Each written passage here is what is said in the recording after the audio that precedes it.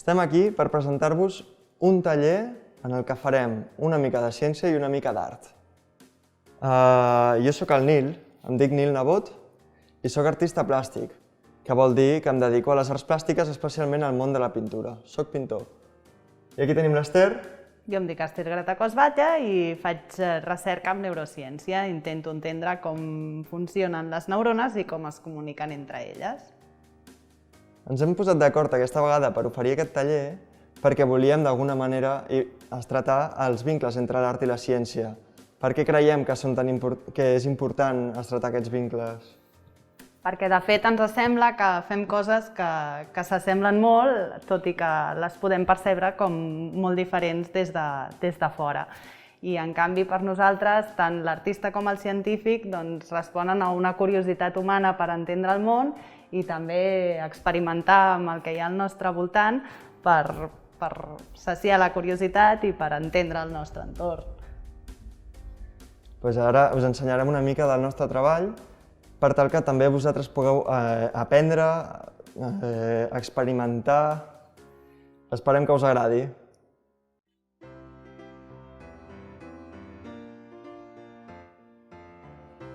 Doncs per començar voldria definir una mica el que és la neurociència, per situar-nos una miqueta, i la definiríem com la ciència que es dedica a estudiar el sistema nerviós i els seus components i com es relacionen entre ells. I que això suposa les bases biològiques del que seria la cognició i la conducta, tant humana com de qualsevol espècie. Llavors, aquesta ciència és una ciència molt moderna, de fet té molts pocs anys, es va crear a principi del segle XX, i per entendre una mica com els humans hem trigat tant a arribar a aquest punt, m'agradaria situar-vos una miqueta en la història d'aquesta ciència. I, de fet, si ens remuntem en temps de l'antiga Grècia, hi ha Hipòcrates, que és el pare de la medicina moderna. Ell ja va començar a intuir que en el cervell és on residien la capacitat d'alegrar-nos, entristir-nos.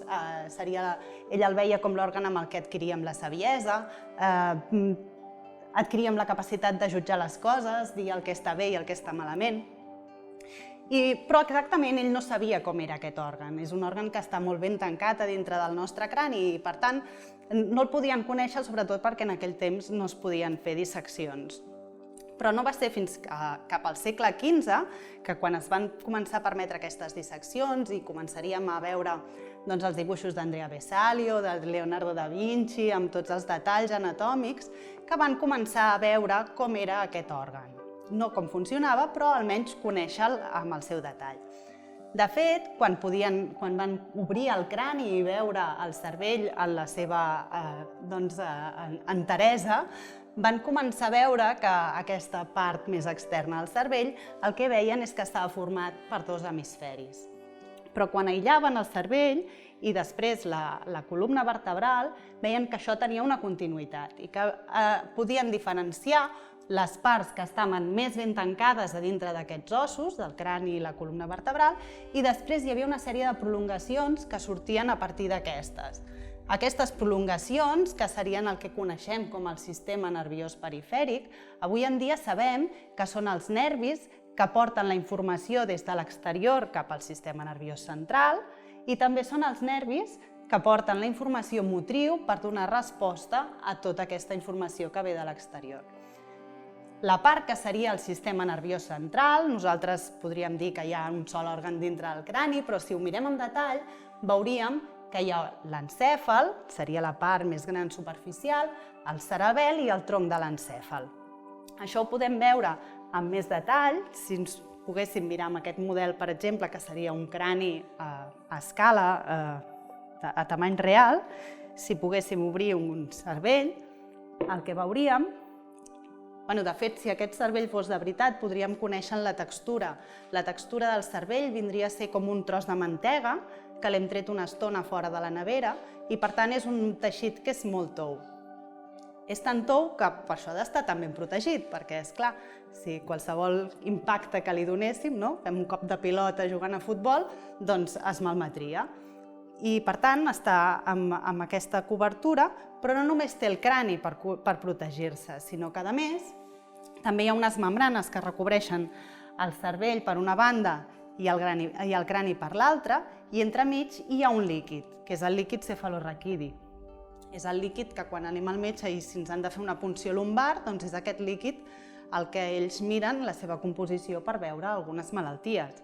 I les membranes que cobreixen el cervell i el crani són les que els diem meninges, i que si algun nen heu sentit alguna vegada que té una meningitis, doncs són aquestes membranes les que estan inflamades i per això és una infecció tan perillosa, perquè pot arribar a danyar el cervell.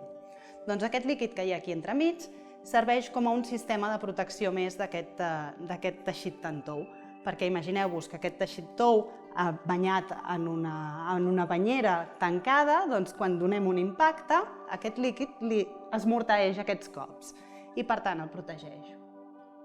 Doncs bé, en realitat si agaféssim aquest teixit tan tou i el traguéssim de dins del crani, el que veuríem és aquesta part que hi ha com dos hemisferis que podríem separar. En realitat estan connectats, en el dins del cervell no estan així sueltos, hi ha tota aquesta part d'aquí al mig que és el cos callós, que connecta una banda amb l'altra, però en el temps en el que van començar a fer les disseccions doncs veien que hi havia aquestes dues parts, després veien que en la part més posterior, el que seria aquí més posterior, hi havia una part també més diferenciada, que és el cerebel. Avui en dia sabem que el cerebel s'encarrega de coordinar els moviments, d'ajustar la força i l'amplitud dels moviments i adquirir habilitats motrius. És a dir, quan aprenem a anar en bicicleta, tota aquesta informació està aquí en el cerebel. Però a més, també hi ha una part com més interna. Si obrim això, veurem que aquí dins hi ha una part que és com la més central.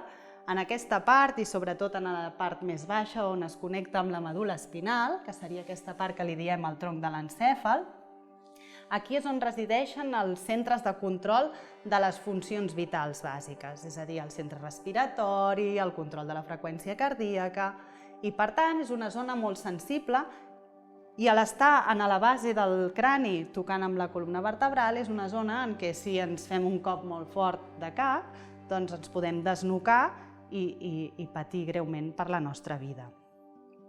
Doncs això seria l'estructura que ells van veure. Després hi havia la medul·la espinal, que és d'on surt tota aquesta informació dels nervis motors, però amb tota aquesta informació encara no acabaven d'entendre exactament com funcionava tot això.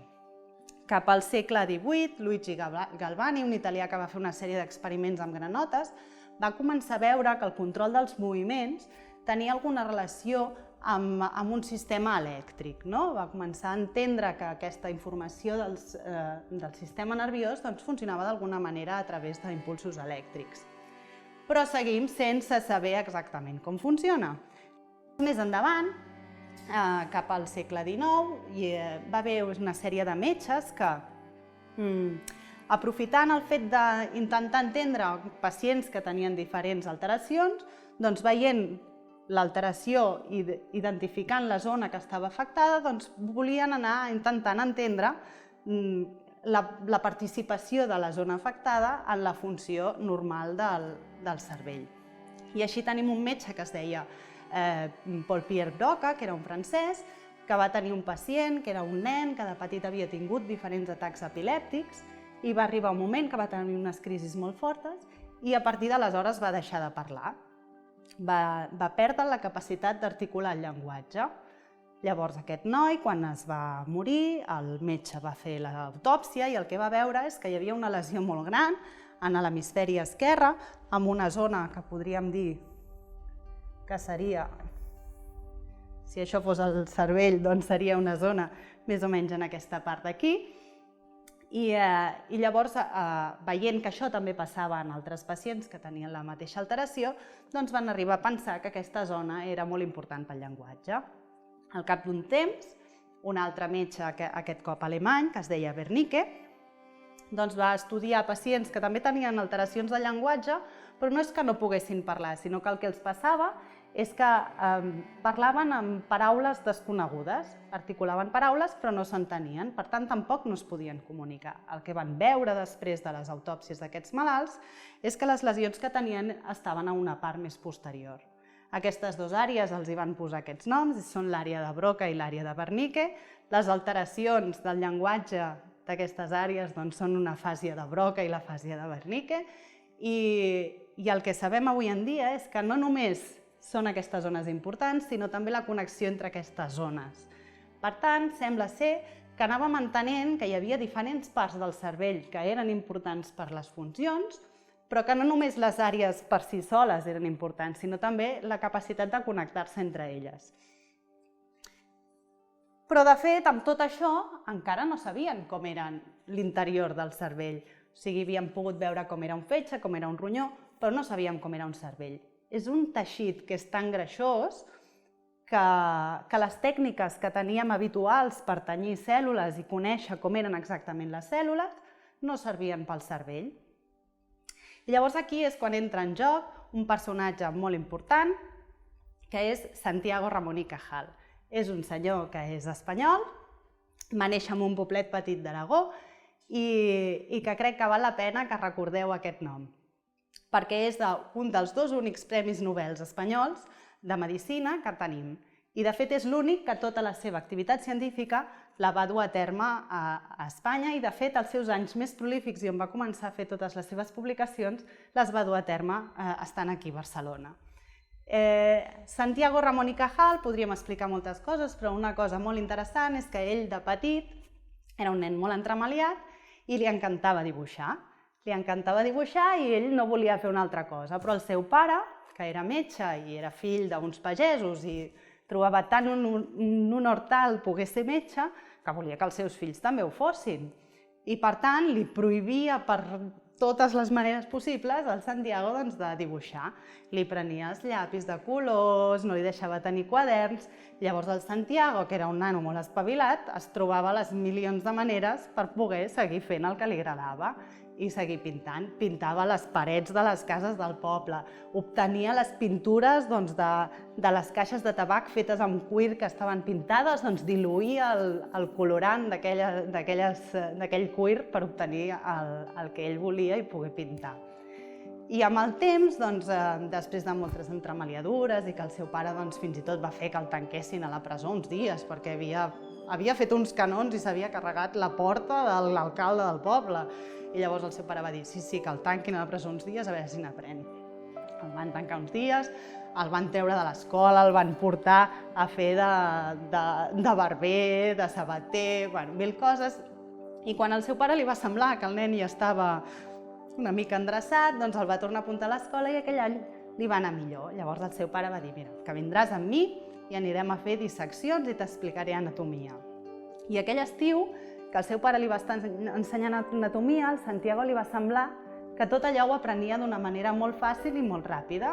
De fet, ell podia dibuixar-ho i veure-ho, i tot el que ell podia dibuixar i veure li quedava com molt fàcilment i va pensar, mira, saps què? Potser no estarà tan malament això de fer medicina. I va cursar els estudis de medicina i després de moltes voltes, això, va arribar un temps en el que va estar aquí a Barcelona, li havien ensenyat una tècnica que servia per marcar les neurones aquestes del cervell i ell va començar a aplicar aquesta tècnica en diferents embrions, fetus, d'aus i de mamífers i va anar estudiant molt rigorosament i observant les tincions de totes aquestes preparacions. I amb això, ell, amb el seu microscopi i el seu quadern de dibuix, amb el que anava dibuixant tot el que ell veia, perquè quan tu has de dibuixar una cosa que tu estàs mirant, t'has de fixar en tots els detalls i fixar-te on comença aquella cèl·lula i on acaba. I llavors ell anava fent tots aquells dibuixos i amb tot allò va anar veient que en cada part del cervell hi havia uns tipus cel·lulars que eren els mateixos, tant en aus, en reptils, en mamífers, i veia que tot seguia com uns patrons. I en tot això ell va assentar les bases del que diem neurociència i va dir en el cervell hi ha aquests tipus cel·lulars i segurament les cèl·lules del cervell són cèl·lules que es parlen entre elles i es diuen coses i s'estan gairebé tocant. I tot això que ell va descriure són el que avui en dia, si vas a un congrés de neurociències, algú que estudia la memòria amb l'hipocamp, segurament començarà la seva xerrada amb un dibuix de Cajal i et començarà parlant d'aquella àrea del cervell, recordant tot el que Santiago Ramon y Cajal ens va ensenyar. I amb tot això, també és molt xulo veure que en aquests dibuixos de Santiago Ramon y Cajal ell també hi afegia una fletxeta que era amb la que creia que ell veia o intuïa que havia d'anar l'impuls nerviós. Ell no podia registrar l'impuls nerviós, no tenia les tècniques, però quan hem pogut comprovar i registrar l'activitat elèctrica del cervell, veiem que gairebé totes les fletxes que ell havia posat estaven correctament posades. I això és, quan et dediques a això, a estudiar com són les neurones, és increïble pensar que algú fa tant de temps, quan començava a haver-hi microscopis bons, doncs ja ho va poder veure i intuir només observant. És que tu agafes tincions d'aquestes i costa veure els mateixos tipus neuronals, és molt fort. Total, que aquest senyor va guanyar el Premi Nobel de Medicina el 1906, però no el va guanyar ell sol, sinó que li van donar també amb un altre investigador que es deia Camillo Golgi, que era el que s'havia inventat la tècnica aquesta de tenyir les neurones. Però resulta que Camillo Golgi defensava una teoria totalment diferent a la que deia Santiago Ramon y Cajal. Camillo Golgi, mirant les seves preparacions, deia no, el sistema nerviós està format per una xarxa difusa de cèl·lules que s'escampen per tot el cos i no hi ha discontinuïtat i no hi ha contactes, el que passa és que és tot un mateix entramat. I de fet, quan van donar el Premi Nobel, doncs van haver de fer els discursos cada un d'ells i primer va sortir el Camillo Golgi i va començar a rajar del que deien els que deien que eren neurones diferents que estan en contacte. La teoria neuronal no li agradava gens i va rajar allà tranquil·lament. I l'endemà, quan li va tocar a Santiago Ramon y Cajal fer la ponència, va ser un senyor molt correcte, va alabar a tots els seus antecessors, a tothom que proposava la teoria aquesta de la xarxa difusa i va dir que el temps al final seria el que donaria la raó a qui fos i que ens acabaríem sabent la veritat. I sí, amb els anys hem sabut que qui tenia raó era Santiago Ramon y Cajal i no pas Camillo Golgi. Però bé, amb totes aquestes coses el que ell va veure és que de neurones n'hi havia de moltes formes. I aquí hi ha una mica una il·lustració de diferents formes de neurones. Poden tenir els braços més llargs, més curts, però el que sí que va veure, i això que us deia de la direcció de l'impuls nerviós, és que el que passa és que la informació en les neurones sempre arriba per unes prolongacions que es diuen dendrites, que és l'arbre dendrític de les neurones, s'integren al cos i s'envia a través de l'axó. Aquest axó és una prolongació que pot ser llarga, que pot anar des de la medul·la fins a la punta del dit gros i per tant pot ser molt llarga, o pot ser molt curteta com algunes neurones que hi ha dins de la medul·la o al cervell que connecten àrees properes del cervell. Però el contacte aquest que ell veia que hi havia d'haver entre dues neurones per comunicar-se, aquest contacte és el que avui en dia coneixem com a sinapsi. Ell no li va posar aquest nom, va ser més endavant, però sinapsi és el punt de contacte entre una neurona i la següent. De manera que al final d'un axó, seria el que vindria per aquí, aquí al final hi ha una sèrie de bossetes on hi ha una substància química que quan arriba prou electricitat s'allibera a l'exterior, en aquest espai sinàptic, i la cèl·lula següent, com si diguéssim, la que rep aquest impuls, té uns receptors que quan veuen aquesta substància química obren uns canals i deixen passar ions de sodi o de clor, que són ions amb càrrega positiva o negativa, i això és el que genera un flux elèctric a través de les neurones. I així és com l'impuls elèctric es transporta d'una neurona a la següent. Però del cervell no només hi ha neurones, sinó que també hi ha altres tipus de cèl·lules.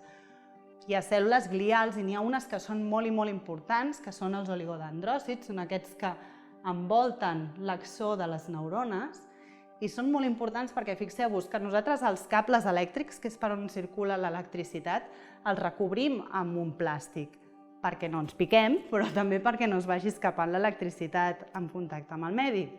Doncs les neurones també ho necessiten. I de fet, aquestes cèl·lules que es diuen oligodendròcits generen aquesta cobertura sobre l'axó que es diu una beina de mielina i hi ha moltes malalties que afecten aquestes cèl·lules que deixen de tenir la capacitat de fer aquesta coberta correctament i llavors no es poden transportar correctament els impulsos nerviosos i tenim lloc a malalties com l'esclerosi múltiple o l'esclerosi lateral amiotròfica, en la qual no s'arriba a enviar bé la informació als músculs i, per tant, un múscul, per exemple, molt important com el diafragma, deixa de poder contreure's correctament en últim terme. I també hi ha altres cèl·lules, com els astròcits, que durant molt de temps s'ha pensat que només donaven un suport metabòlic a aquestes neurones, però avui en dia hi ha una teoria que és la teoria de la sinapsi tripartita, en la qual l'astròcit també és un element clau d'aquesta sinapsis que hem parlat aquí. No només la neurona que envia la senyal i la que la rep són importants, sinó que l'astròcit també té un paper modulador molt important. I després també hi ha unes cèl·lules, que és com un sistema immunitari que té el cervell, que és la microglia, que tampoc no l'hem estudiat massa a fons fins ara, però cada vegada s'està veient que té molta importància en la regulació de diferents malalties. I és que un dels problemes que tenim amb el sistema nerviós i pel que val la pena seguir estudiant-lo és que quan una neurona es mor encara no sabem com substituir-la. I per això seguim estudiant i investigant tot aquest sistema nerviós per poder un dia curar algú que hagi tingut un accident i que hagi perdut la capacitat de caminar, o quan ens fem grans i comencen a degenerar les nostres neurones i tenim un Alzheimer o una demència, que puguem fer alguna cosa per aquestes persones i puguem millorar la seva qualitat de vida. I amb tot això crec que ara us agradarà molt poder dibuixar vosaltres mateixos algunes neurones amb el que us explicarà el Nil.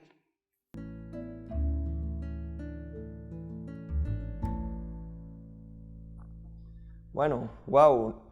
Quina passada l'explicació.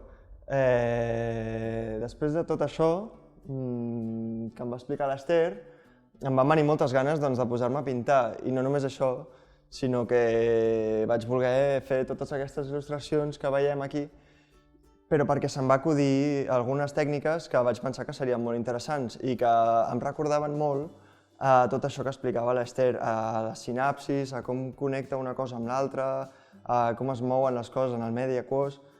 Aleshores, us proposo, després de tota aquesta explicació, que també vosaltres feu aquestes proves amb els materials que he portat i que espero que pugueu tenir també allà on estigueu. Per començar, he portat tinta xinesa, que és la típica tinta xina. Ens hem d'assegurar que és ben bé tinta xina. Normalment fa una olor una mica com a goma.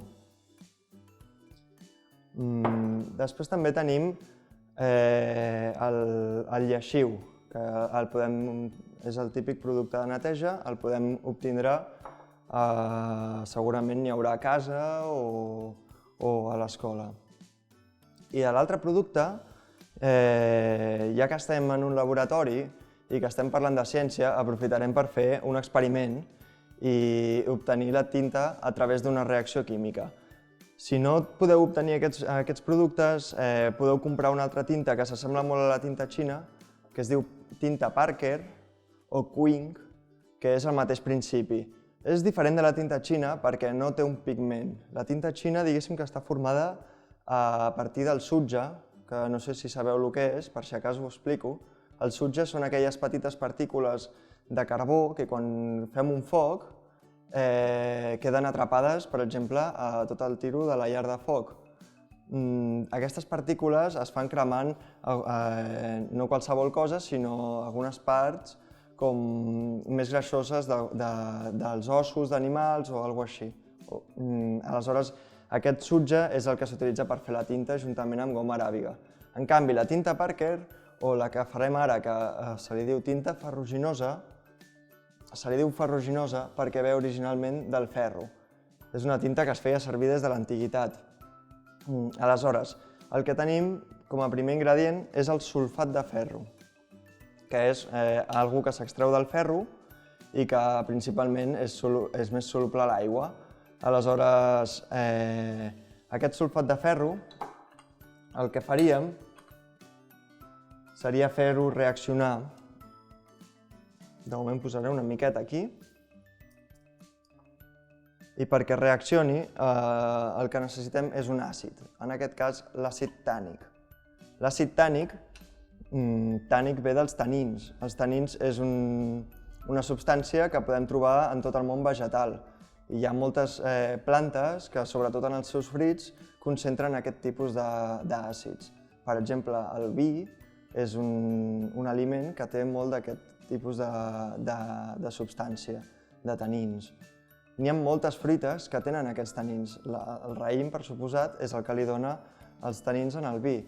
Però, per exemple, la magrana, la cirera, n'hi ha moltes altres fruites. N'hi ha alguns fruits secs, com per exemple la gla, que ja el provem i és molt amarg, encara té més tanins. Hi ha algunes parts del roure, com la gla, o unes altres boles que li surten, que es diuen agalles, tenen molta concentració amb tanins i és el que antigament feien servir per fabricar aquest tipus de tinta.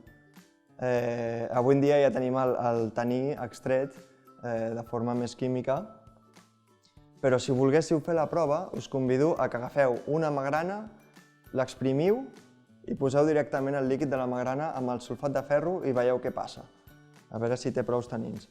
Jo directament ja posaré aquesta substància. Diguéssim que més o menys faré parts iguals. No cal fer una mida molt a ull. És clar que com l'estem fent, vull dir, no cal fer una mida comptant el que estem posant, es pot fer una mica a ull. Està clar que si posem més d'una cosa o més de l'altra tindrem diferents resultats, però jo crec que justament la gràcia de fer aquesta tinta és que ens puguin passar diferents coses. Aleshores, veieu que ho he juntat, però no hi passa res. Si vull que hi passi alguna cosa, al final el que hauré de fer és posar-li una mica d'aigua i que es dissolgui.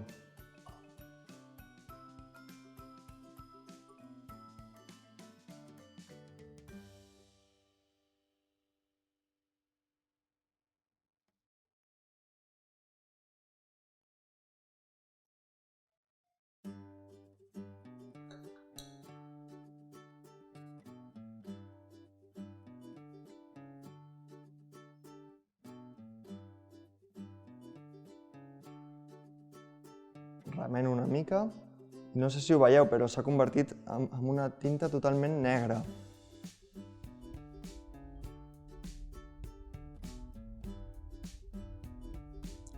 No només és una tinta que ataca molt, sinó que, a més, també hi té textura, perquè tot aquest sulfat que hem posat i aquests tanins deixen una espècie de gra que ens farà una textura que us recordaran molt algunes coses que potser veureu després.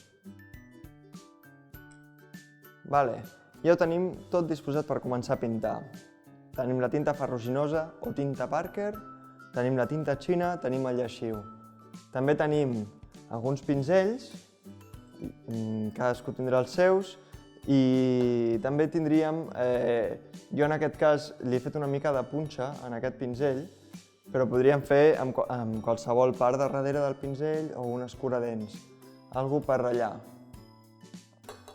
Abans de començar, aviso que aquesta tinta que acabem de fabricar hem fet una reacció química en la que intervenia un àcid, aleshores es pot fer servir, no és molt tòxica, però sí que mirarem de no embrutar-nos molt. La roba, perquè no marxarà tan fàcilment, i dos, la pell i sobretot la part de la cara, dels ulls, de la boca, que no ens arribi la tinta allà, d'acord? Molt bé, us donaré una sèrie d'idees perquè vosaltres pugueu experimentar. Aleshores, podeu seguir l'ordre tal com jo el proposo, però també podeu sortir-vos-en una mica i veure què us suggereixen aquestes formes de les neurones i què passa amb la tinta i l'aigua. El primer que faré seria mullar el paper. Podria fer-ho amb el pinzell, però hi ha una manera molt millor, que és directament posar-lo sota l'aigua.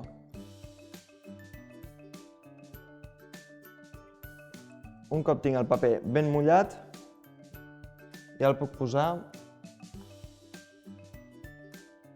i començar a pintar.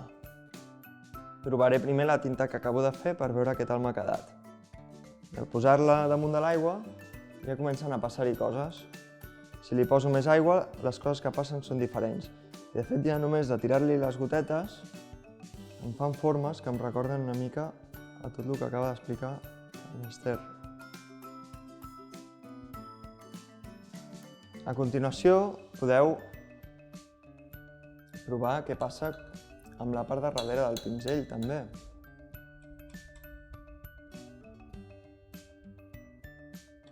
Veiem que dibuixa més.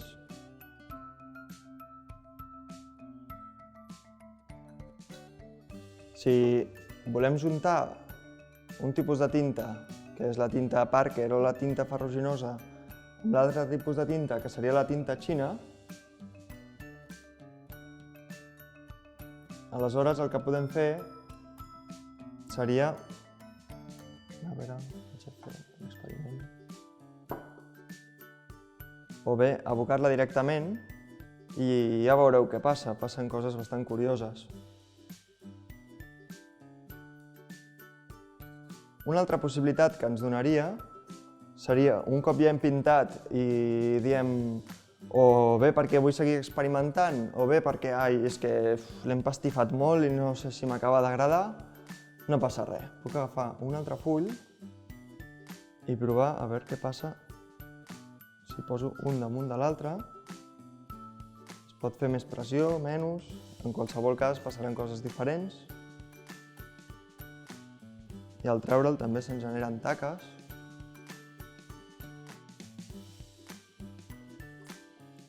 Sobre les que després puc seguir treballant.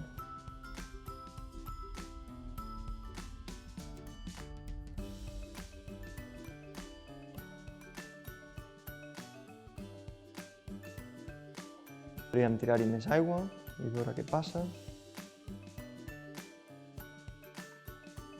I en aquesta aigua, per suposat, hi podríem tirar una altra vegada tinta.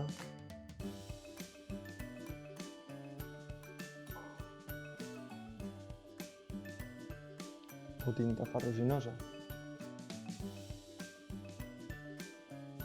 Aquí no està prou mullat, no fa gaire cosa.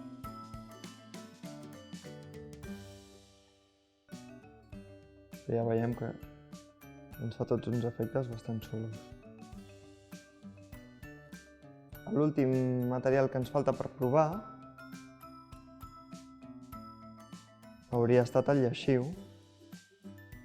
El lleixiu l'hem de provar sobretot quan tenim tinta ferruginosa.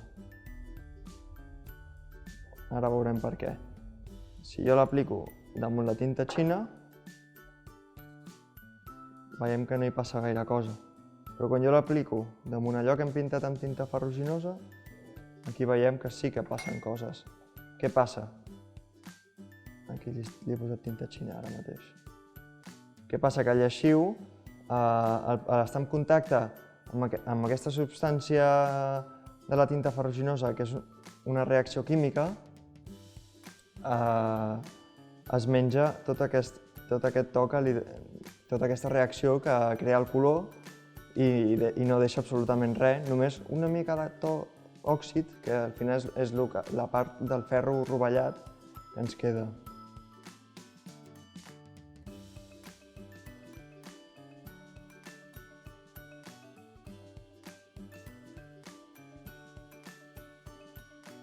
Veiem que amb el lleixiu també hi podem dibuixar.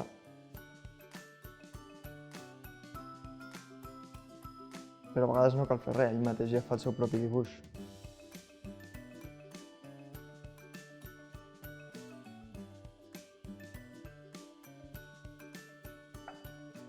I ara que ja porto una estona provant, us deixo que proveu vosaltres i segur que us surten coses superxules.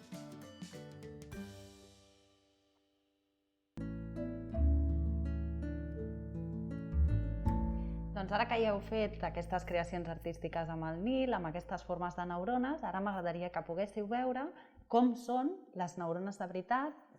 En aquest cas són d'un ratolí, però amb les mateixes tincions que va fer servir Santiago Ramón y Cajal. A veure si us agrada.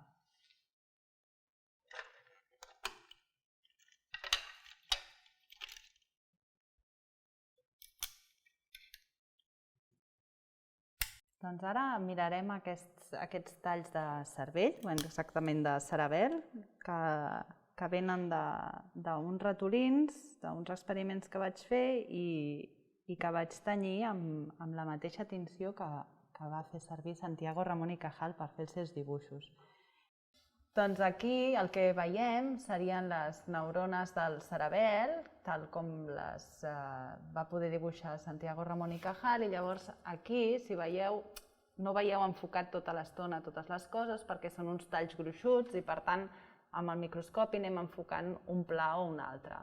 Aquestes cèl·lules que tenen com un arbre seria l'arbre dendrític i aquesta prolongació d'aquí que ha quedat tallada seria l'axó.